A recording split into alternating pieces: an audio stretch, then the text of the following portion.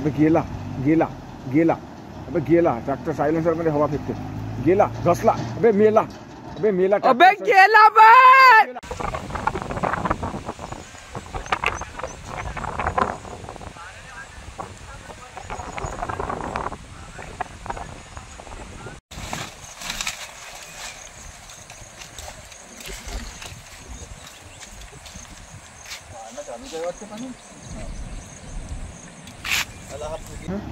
अबे गेला गेला गेला अबे गेला ट्रॅक्टर सायलेन्सर मध्ये हवा फेकते गेला घसला अबे मेला अबे गेला बे ते कालपासून आलाय 6 वाजेपासून आता रात्र गेली आणि पूर्ण रस्ता बंद आहे।